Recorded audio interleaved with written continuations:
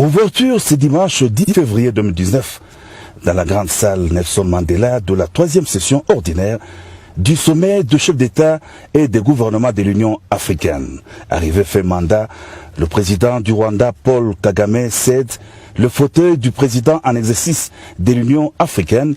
Il est succédé à ce poste par le président de la République arabe d'Égypte, Abdel Fattah al-Sisi.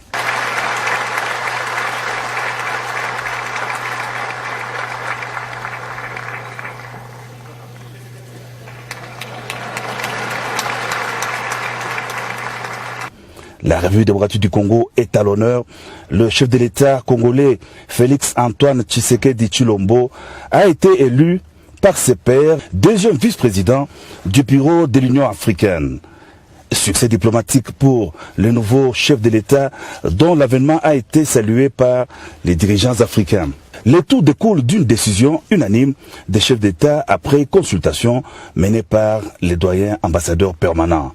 Le président égyptien est élu président en exercice de l'Union africaine, premier vice-président chargé de la zone Afrique australe, Cyril Ramaphosa, deuxième vice-président chargé de l'Afrique centrale, Félix Antoine Tshisekedi Tshilombo, troisième vice-président chargé de l'Afrique de l'Ouest, Issoufou, et quatrième vice-président, rapporteur, Paul Kagame.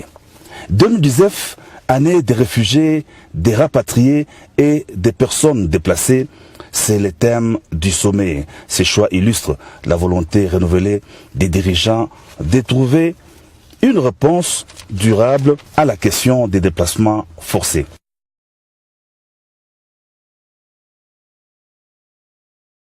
C'est un succès pour la diplomatie congolaise. Et puis en premier lieu, du président Tshisekedi. Vous savez que chez nous, il y a eu une première alternance pacifique. Et la République démocratique du Congo aujourd'hui est rentrée dans le club des pays véritablement démocratiques sur le continent africain. Donc c'est quelque chose de fondamental. Donc aujourd'hui, il y a lieu de féliciter le président Tshisekedi pour avoir été choisi parmi ses collègues pour être le deuxième vice-président de l'Union africaine pour l'exercice 2019. Et puis il sera président en exercice à l'exercice 2021, déjà programmé. À mon avis, c'est déjà la consécration.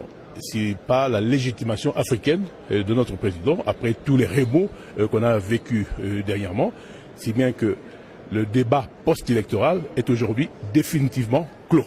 Le chef de l'État est actuellement président de la République de plein exercice en République démocratique du Congo.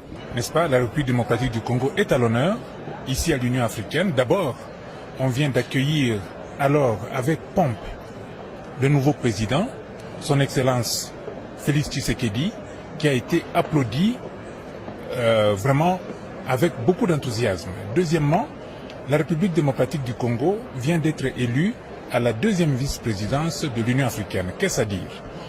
Cette année-ci, l'Égypte dirige l'Union africaine.